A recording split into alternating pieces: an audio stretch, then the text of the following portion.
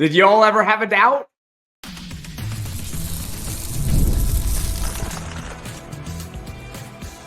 You are Locked On Syracuse, your daily podcast on the Syracuse Orange. Part of the Locked On Podcast Network, your team every day. Hello, everyone, and welcome into Locked On Syracuse. I'm Jackson Holzer, and thank you for making us your first listen of every single day here on the Locked On Podcast Network, where it's your team every day, and we are free and available wherever you get your podcasts. And folks, I'm sure this is probably going to be your first listen today because I am recording this at 12:47 a.m. Eastern time. But hey, you know what? Q's had us staying up late, but it was all worth it because Syracuse football somehow, some way, finds a way to beat number 25 ranked UNLV on the road 44-41 in overtime. My goodness, these teams, they were just trading mistakes back and forth, but Syracuse made one less mistake in this one. The high-end talent for the Orange was on display for everyone to see. This game obviously wasn't perfect. We won the game, though. And we'll also talk about the road ahead here on this postcast. Once again, Syracuse gets its second ranked win of the season on the road against UNLV 44-41 in overtime. And this episode is brought to you by FanDuel. Place your first $5 bet and you'll get started with $200 in bonus bets guarantee. Visit FanDuel.com to get started. Where do we begin with recapping this game? Other than just breathing a sigh of relief right now. Oh my goodness. Oh my goodness. This was the definition of a roller coaster. Syracuse goes up 14-0. We're all feeling really good, right? The defense gets a couple of big stops early. The offense is just firing on all cylinders. Did you notice them actually running the football today? They actually made a conscious effort to run the ball, and it actually opened up the pass. We saw on the first drive of the game from Syracuse, they went under center on one play, and the run actually got like no yards. But then on the next drive, Syracuse does something very similar, except it's a play action, and then McCord finds Oronde Gadsden for 26 yards on first down. Hence, running the ball opens up the pass, even when the run sometimes doesn't even work. So it was a great start. But we knew that this game wasn't going to be easy. Even when Syracuse went up 14-0, and I was feeling good. I felt good going into the game. I predicted that Syracuse would win this one 34-31. I ended up getting the margin correct, not quite the score. I knew that this was going to be a fight. This was not going to be easy. Like we weren't winning this game 52-0. I knew it. So even going up 14 is nice. You know the game early in the second quarter is not over. And, well, credit to UNLV. They just go right down the field and they score a touchdown. Hats off to them. They break a 42-yard run and later cap off the drive with a touchdown to make it 14-7.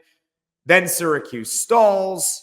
UNLV ties the game. Syracuse stalls again. UNLV blocks a punt. Actually, they didn't technically block the punt. It was so bad that Jack Stonehouse, the punter for Syracuse, realized that the rush was coming and tried to fake it and then rolled to his right to punt it away. But there were so many UNLV defenders in the area that he ended up just getting tackled. So UNLV capitalizes on that. They score a touchdown to make it 21-14. All of a sudden, we're all going nuts. How did this happen? But Syracuse finds a way. They get the ball back on offense. They kick a field goal. Start of the second half, it's 21-17. They have the ball. We'll get into the clock management in a second. Actually, let's do the clock management right now, all right? Hats off to Fran Brown because his clock management was impeccable in this one against UNLV. And I think the main reason why they won, he coached circles around UNLV's Barry Odom. Absolute circles around him with the clock. Okay, at the end of the first half, Syracuse is driving the ball down the field. They know that they're getting the ball to start the second half. They know that. They know that. But Syracuse gets a field goal. and they leave barely any time. Actually, they leave basically no time for UNLV to do anything on offense. They gave them like 7 seconds. That's like nothing. Actually, it was 11 seconds rather. That's nothing. Right? And Barry Odom had probably chances to stop the clock over there, but he decided not to. I don't know why, considering the fact that UNLV was not getting the ball to start the second half. Syracuse was. And then at the very end of the game, I know I'm skipping ahead to the end here. Syracuse is driving for the tying touchdown. And Barry Odom, the UNLV coach, is just not preserving the time. He's got all 3 timeouts in his back pocket. And Syracuse, to their credit, is draining the clock down so that UNLV won't have a chance to respond in regulation. And UNLV is just not calling their timeouts. Unbelievable. It ends up working out that Syracuse ties the game with 23 seconds left. UNLV has all 3 timeouts. I think we're all thinking in the back of our mind that UNLV is going to try to do something. They're going to try to do something, right? They're not going to just play for overtime here, because if you play for overtime, weird stuff can happen in overtime. But nope. Barry Odom decides to kneel. He decides to be ultra conservative, even if you don't want to be risky in that scenario. If you're UNLV and like throw a pass or anything like that, try to run the ball. Try to run the ball. See if something happens, right? If you run the ball, you get stuffed for a yard. All right, next play you kneel, or you just take it to overtime. But what if you run the ball there and you get, I don't know, you break one, you get 10 yards, 15 yards. Now you can call timeout and you can think about getting into field goal range. So Fran Brown, hats off to him, because he managed the clock really well at the end of both halves, whereas Barry Odom for UNLV did not manage the clock. And in my opinion, it's the only reason really why Syracuse was able to overcome their mistakes, because they made some. Wasn't on offense, really. They made one. Kyle McCord did. Wasn't on defense. No. It was special teams. I'm telling you, we're going to get it back. But my goodness, that was a whirlwind of a game. Where did I leave off, though, on the side note, the tangent of the clock management? Oh, yeah. I left off with the fact that the second half starts. Syracuse scores a touchdown. They go up 24-21. They then get a turnover on defense. Deuce Chestnut.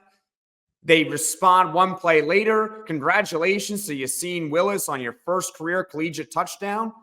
31-21. We're all feeling really good. And in a blink of an eye, it's gone. Why is it gone? Well, UNLV, to their credit, they kick a field goal. 31-24. Syracuse stalls at midfield. And then UNLV blocks another punt. This one for a touchdown. 31-31 going into the fourth. It's back and forth in the fourth quarter. Kyle McCord throws a late interception. UNLV goes down the field. They score a touchdown. Ricky White was unguardable in this game for UNLV. And then Syracuse responds. Kyle McCord, to his credit, he responded. He threw a bad interception to Jackson Woodard, but he found a way to hit Jackson Meeks for a clutch game-tying touchdown. I would have personally gone for 2. But all right, tie game. Going into overtime, obviously, 38-38. UNLV starts with the ball first. And in a miraculous fashion, just miraculous fashion, Elijah Robinson, we have been giving him a lot of heat for rushing 3 and dropping 8. And I hate the strategy because it very rarely works. Well, on third down and overtime, this defense, they stepped up rushing 3 and dropping 8. It worked. And Fadil Diggs, who missed a tackle earlier in the game, when he had Haj Malik Williams dead to rights in the backfield, it would have forced a field goal. This time, he wraps him up for a sack. Syracuse forces the field goal. They get the ball down only 3. A touchdown wins. It looks like they're going down the field, but then a chop block penalty. It's 3rd and 20. A screenplay gets blown up. But wait a minute. Hold on. Roughing the passer on UNLV. And that was effectively the game. It was over after that. LeQuint Allen seals it with a 1-yard touchdown run. This was a roller coaster game where you would feel every type of emotion as a sports fan. You'll feel joy. You'll feel sad. You'll feel mad. You'll feel good. You'll feel bad. It was up and down, left and right. But at the end of the day, Syracuse football comes out on top, 44-21. Coming up, we're going to break down the high-end talent that showed up for Syracuse. Hey, NFL fans, you can start the season with a big return on FanDuel, America's #1 sports book. So when you get a hunch in the middle of the game, you can check out the latest stats, view live play-by-play, and so much more on the same page where you place your bets. And you'll get started with $200 in bonus bets guaranteed when you place your first $5 bet. And for those that bet Syracuse football tonight against UNLV, congratulations. Syracuse was a 6.5-point underdog. They were plus 190 on the money line. They found a way to get it done. So congratulations for those of you that bet on Syracuse. Just an unreal game and the Orange's second ranked win of the season. They bet it on FanDuel. That's FanDuel.com. The high-end talent for Syracuse football showed up against UNLV. Pretty much all of them. All of the big stars for Syracuse football. And who would you like to start with? I'm going to start with LeQuint Allen. Because LeQuint Allen saved the game for Syracuse football. Yes, what did he have? 3-4 touchdowns in this game? I'm looking at the stats right now. LeQuint Allen had 4 touchdowns in this game. But his biggest play was not even a touchdown. Nope. His biggest play was on a 4th and 1 at the end of the 4th quarter. Syracuse is driving to tie the game. They're 4th and 1 in UNLV territory. Obvious, you got to go for it at this point. You got to go for it. And Syracuse lines up with 2 backs. And Kyle McCord is under center. And Syracuse has run this play before where Kyle McCord will turn under center and he will just hand the ball off to someone who is coming across diagonally. And that, in this case, was LeQuint Allen. So it's a little bit like an end around. And LeQuint Allen is dead to rights. He's turning the edge. He's dead. The game's over. And I'm sure people would have criticized the play call, even though I've seen Syracuse run it a million times and it's worked. This would have been the one time it didn't work, but LeQuint Allen stayed on his feet. And I think he didn't just pick up the first down. He picked up like 15, and plus he got a late hit out of bounds penalty as well from someone on UNLV, which was a half the distance to the goal. It ended up becoming 1st and goal Syracuse on that 4th and 1 play. That was the biggest run of the game, and it was not one of any of his 4 touchdowns. He had 4 of them, and the most important play was converting that 4th and 1 where he breaks a tackle, thank goodness, and saves the game for Syracuse football. Because, man, it would have been a disaster if the Orange didn't win this game. For context, Syracuse football in this one, I'm looking at the stats right now, had 492 total yards. UNLV, 354. Syracuse had more passing yards in this game. They had more rushing yards than UNLV in this game. They had fewer penalties than UNLV. Syracuse had 7 penalties. UNLV had 9 penalties for 109 yards. Time of possession, Syracuse was at 39-38. UNLV 20-22. Both teams also had 1 turnover and scored the same number of points off those turnovers, 7-7. Syracuse basically outstatted UNLV in every category. And if LeQuint Allen doesn't break a tackle on 4th and 1, it's all for naught. Syracuse would have lost this game. Special teams. All right, so that's LeQuint Allen. Let's now talk about Oronde Gadsden. And Oronde Gadsden, coming into this game, in his last 2 games combined, had 3 catches for 16 total yards. Very unlike Oronde Gadsden. Oronde Gadsden is an All-American tight end, and that is not hyperbole. He is actually an All-American. Look it up from a couple years ago. Last year, he was obviously hurt, but Oronde Gadsden is an All-American, and in this one, he showed up. He led Syracuse with 10 catches and 142 yards, but ironically, he didn't even have a touchdown, and he also led the Orange in targets with 14. Yeah, sure, the stats look great and all, But really what separated Oronde Gadsden in this game compared to, not necessarily compared to other games, but why I'm really shouting him out here, he was Kyle McCord's go-to on third downs throughout the whole game. I charted 5 times in this one where Kyle McCord found Oronde Gadsden on third down for a first down. So he was not only getting all these catches, getting all these yards, he was getting clutch catches and clutch yards, running good routes. He had that big deep in that was a 15-yarder on a 3rd and 10 that I was like, wow, that was a great route by Oronde Gadsden. It was such a great route that the broadcast thought that when Gadsden was making his break inside, that he was maybe running the wrong route. He was not. So Oronde Gadsden, and obviously I'm missing one big catch he had. It was on a second down play at the very end of overtime, which set up LeQuint Allen's 1-yard touchdown run where he broke another tackle to get into the end zone. So shout out to Oronde Gadsden. He stepped up against UNLV tonight. He was sensational. We can also talk about Kyle McCord. 40 of 63 for 355. So another 300-yard game, 3 touchdowns, and he had that 1 interception. But the thing with Kyle McCord that impresses me the most is that it doesn't seem like anything phases him.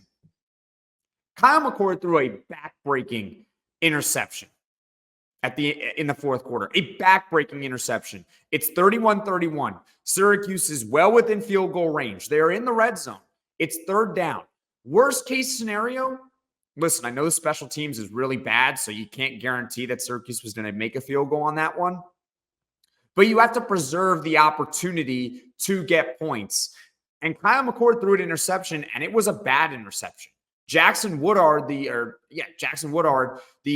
UNLV linebacker, basically ran the route for LeQuint Allen. Basically ran the route for him. It was a really bad decision. And UNLV goes right down the field, 94 yards for a touchdown. It could have a lot of quarterbacks that would have killed their confidence. Would have killed them. Not Kyle McCord. Did he get a little lucky? He did get a little lucky. Jackson Woodard dropped a game-winning interception on that drive, again in the red zone from Kyle McCord. But hey, the great players are going to make mistakes.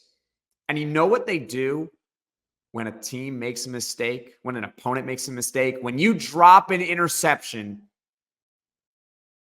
they make you pay. I knew when Woodard dropped that interception, when Syracuse is going for the tie down by 7 late in the fourth, that Syracuse was going to tie the game. That was it right there for UNLV. If Woodard hangs on to that ball, we're having a very different conversation. We're starting with the negative for the most part. We're talking about how Syracuse did so many things right in this one. They ran the football efficiently. They controlled the clock. They got a turnover on defense, but they lost because the special teams was terrible and Kyle McCord threw 2 red zone interceptions. But nope, we got a little lucky. Woodard drops the ball.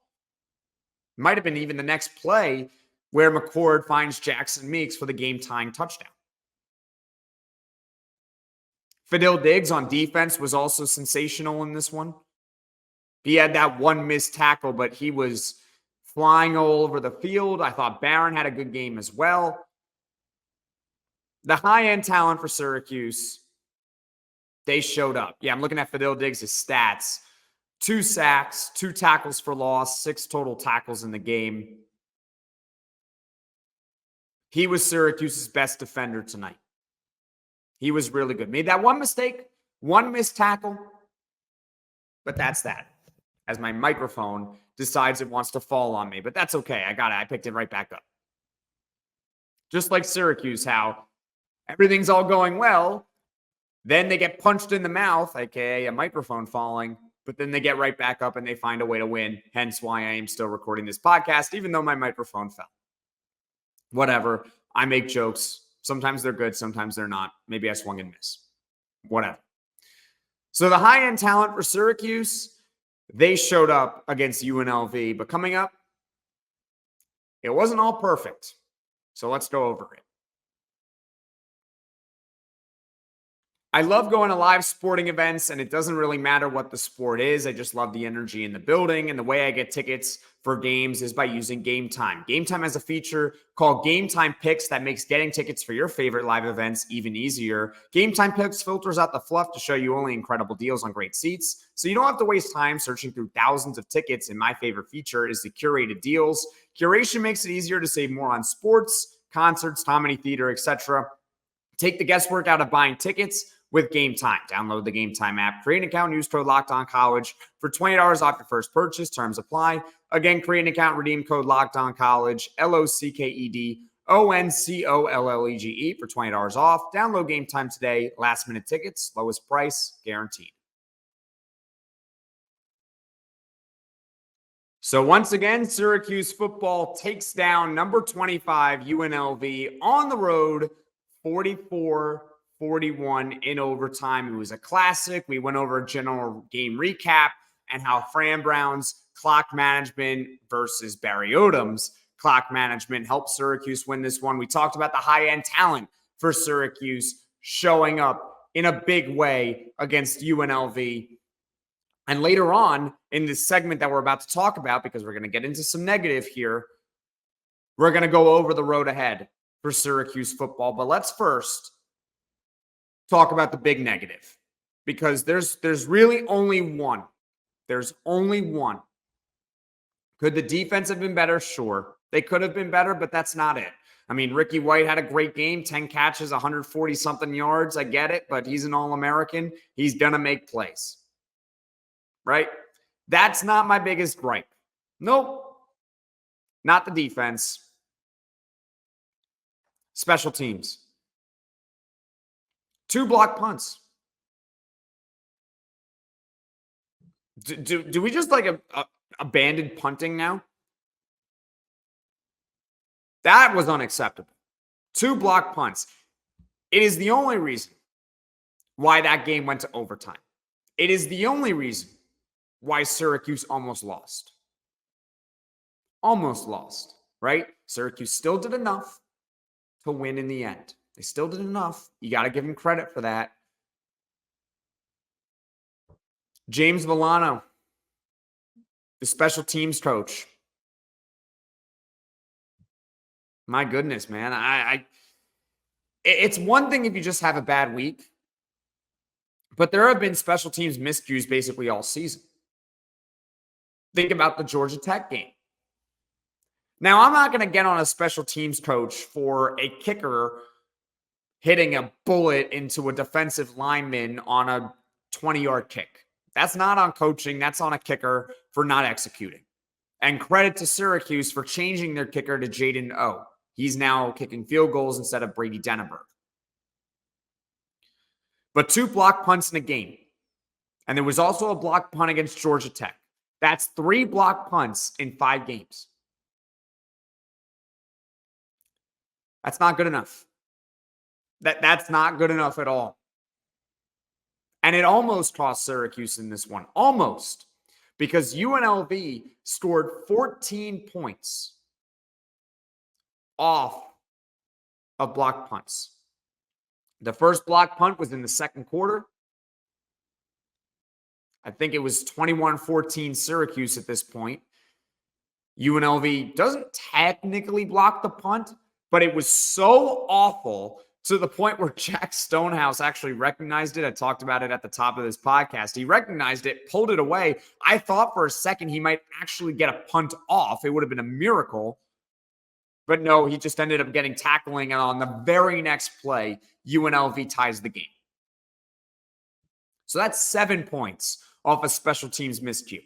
Then in the third quarter, Syracuse is a 10-point lead, but then they give up a field goal, and then the offense stalls out near midfield. You're not going to score on every single possession you have the ball. It's not going to happen. You're going to need your special teams for a reason.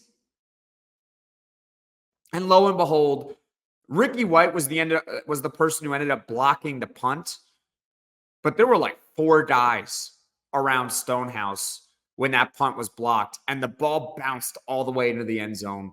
That was automatic touchdown, 14 points for UNLV. And on top of that, There were a couple instances in this game where Syracuse had chances for a kick return. What is up with these kick returns? You see, I get it. Malachi James isn't back there. He was inactive today. But Yassine Willis can run, right? Yassine Willis is pretty big, and he's fast. We saw that today. Yassine Willis had 8 carries for 62 yards. He had that 26-yarder for his first career touchdown. Yassine Willis can run. He's got some wheels. He doesn't have cement for feet.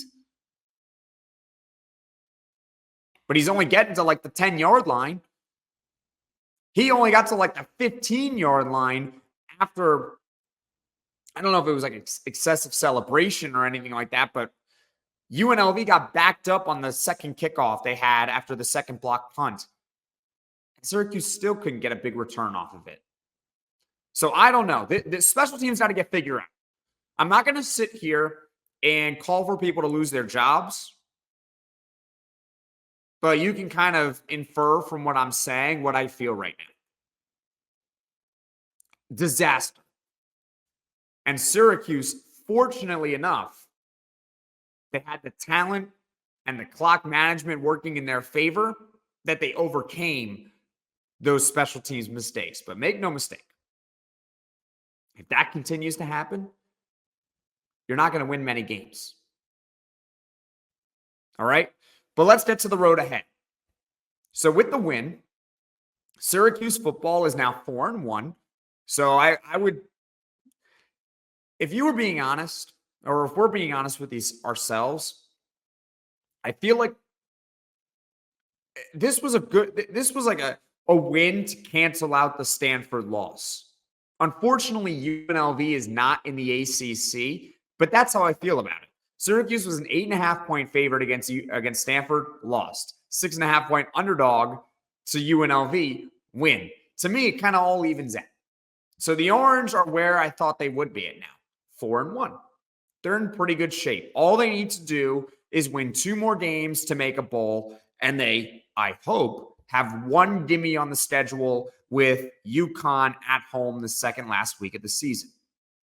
So with this win, really, the Orange only need to find one more game on their schedule to play that 13th game. And it would be the program's 3rd consecutive bowl game. I am not going to sit here and say that this win brings Syracuse back into the ACC conversation. Not ready to do that just yet. Not ready. But what I will not deny is that this team now has 2 ranked victories this season in the first 5 weeks. That's pretty impressive. With a brand new head coach in Fran Brown. Obviously, there's growing pains with that. And they just got it on the road as well. Now, UNLV, not the toughest environment. It was one of the other theories as to why I actually had a good feeling going into this one. There were a lot of Syracuse fans there, and shout out to the Syracuse fans who made the trip. Good for you guys. I'm glad that you guys saw a win. And for those that watched the game on TV or had to stream the game like I did, whatever it was, on the East Coast, good for us. Syracuse kept us up well past midnight, but at least they won. It makes it all worth it in the end. So they're 4-1 right now. I think they are in pretty good shape. Next week, they go to NC State on a Saturday night at 8 o'clock. That is the schedule right now. It's going to be on ACC Network. And with Syracuse playing on a Friday night, they do get that extra day. So that is nice for the Orange. By the way, also, this was a stat that was mentioned on the broadcast. This was the first time in 13 years that Syracuse played in a Western time zone. They actually lost that one badly to USC, I want to say, but this time they won. They beat UNLV on the road. So overall, last thoughts. I never doubted them for a second. Just kidding. But they found a way to win 44-41 in overtime. Leave a comment in the comment section below your thoughts on the game, good and bad. Right? There was good in this game, and we'll break it further down in a couple of days here on the podcast. This was just a instant reaction to what we just saw. In a wild game, both teams trading a ton of mistakes. Orange find a way to win 44-41. 41 over UNLV on the road. Thank you for making Locked On Syracuse your first listen today. Quite literally, probably your first listen today, because you're going to get this as you're waking up. Or if you're a night owl and you're watching right now, kudos to you. For your second listen, check out the Locked On ACC podcast. Alex Dono and Kenton Gibbs, they keep it real and bring you the truth about where your favorite ACC team stands within the conference. And I imagine when they do another power rankings video, Syracuse is going to move up those power rankings after beating UNLV. Find Locked On ACC on YouTube or wherever you get your podcasts. And folks, thank you all so much for watching. Thank you so much for listening. If you like this video, click that like button. And if you really liked it, subscribe to the channel, turn on those notifications so you know right away when I am dropping the next podcast. And everyone, Syracuse football found a way to win.